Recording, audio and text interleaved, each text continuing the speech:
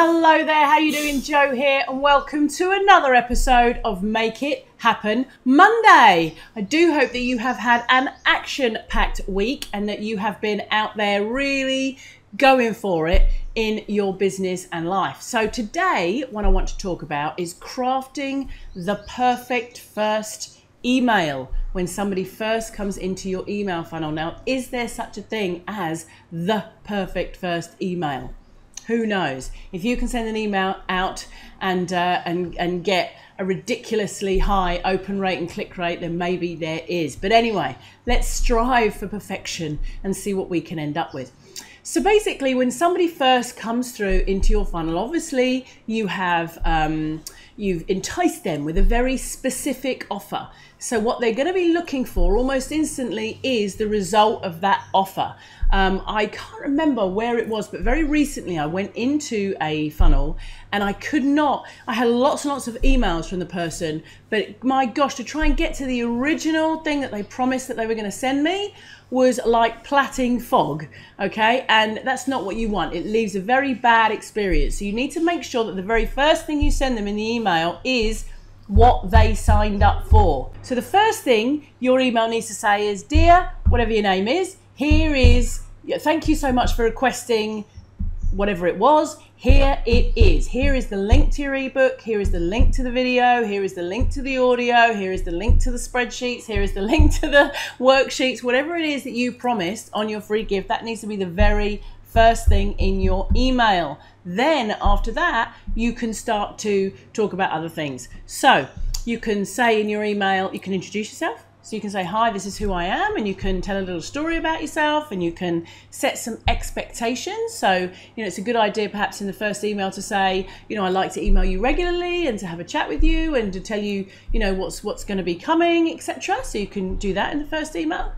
You could use this first email to get them to come and connect with you on social media. So here's your free gift. And by the way, I would really love to connect with you out there on social media. That's where I do most of my chatting and conversation. So please come and follow me on Facebook, follow me on Twitter, follow me on Instagram, wherever it is that you tend to hang out the most. Obviously you can, put that in there and ask them to follow you on that. Another good one would be to get them to reply to you. Yeah, get them to reply to your email. I think in Gmail, this is going to have a really positive effect because Gmail tends to lose any emails into promotions and stuff like that. So if you can get them to actually respond to you, then the chances are Gmail is going to register that as an email that needs to sit in their main, incoming mailbox. So the first email might be a good chance to ask them a question. How can I help you? What's one of the biggest things you're struggling with in your business right now? What questions can I answer? What problems can I solve for you? Please reply to this email. I will reply to everybody. Just come back and tell me, how I can help you. So a really well-worded question that means that they're actually going to hit reply and respond to you. Don't do 20 questions when you do that because people don't have the time. If you literally do one question, please reply and tell me X. That's it. That's all I want to know. And make it as easy as you possibly can for them to hit that reply button and come back and talk to you. Many years ago, one of the best email sequences I ever saw actually was from Justin Brooke, who is a very well-known and well-respected media buyer. I think his website is now dmbionline.com. I think it is Digital Media Buyers Institute. I'll put the link underneath his video anyway. He sent out a fantastic email sequence when I joined up on his list. The first email was kind of a welcome, and here's what's coming over the next 7 days. Okay, I'm going to be sending you these different emails about all these amazing strategies for your business over the next 7 days. I got very, very excited by the information that was coming up, and each day he sent me, these different emails, and he sent loads of different information and interesting stuff and all the rest of it, and it led up at the end to an affiliate product actually that he was selling. I think that was on day 7 or something, like this really special offer for you on day 7. It was a very, very clever cleverly put together funnel that really future-proofed, I think that's the word for it, on the first email. Make sure you watch out for tomorrow's email, because this is what's coming. Hugely important, yeah? And so, you know, I started to actually look forward to the second email. Make sure you look for the next email, because this is what's coming. So that's a good little kind of PS that you can put in the bottom of your emails. Look out for my next email coming out on this day, because this is what's going to be included.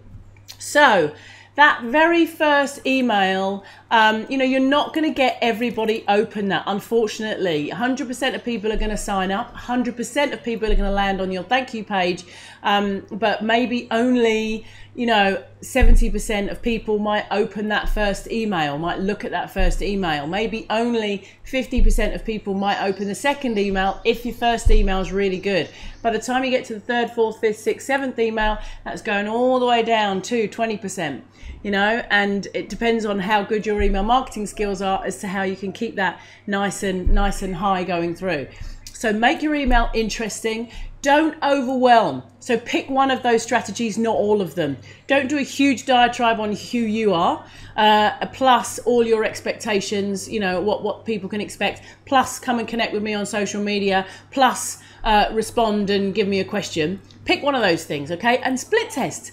The wonderful thing about autoresponders these days is you can create split tests. So you could have two emails going out. One of them says, here's your link, and this is all about me. One of them says, here's your link, and respond with a question. And then over a month, say, you can test that and see what your open rates are and how people, you know, have responded to your emails along the way. And then after that, you can maybe pick the winner and then split that test that against something else. So you can split test along the way as you go. So your challenge for this week, should you choose to accept it, is to craft that perfect first email. I'm going to give you an example below this video, okay? I might even give you a couple of different examples below this video of the perfect first emails. So put those together, put them in your funnel. Remember your ultimate objectives. Whenever you write emails, whenever you write content, remember what your ultimate objective is. So for instance, your first email might simply be to build that relationship. That's all you want. Your objective is simply that you want them to open the next email.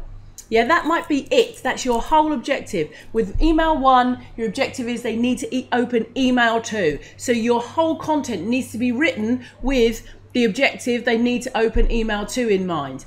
Your whole focus on email 1 might be to make them click on a second link in there. You know, they've got their download, but now you want them to go and do something else. You want them to take action. You want them to follow you on Facebook. That might be your whole focus. So therefore, your email content really needs to be focused on how do I get them to follow me on Facebook. So remember your objective and make sure you create your content based on that objective. And at all times, when you're writing emails and you're creating emails, work with your target market in mind.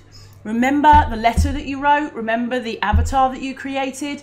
Think to yourself, I'm chatting to this person over coffee. Imagine you're sitting at a table and you're chatting to somebody over coffee.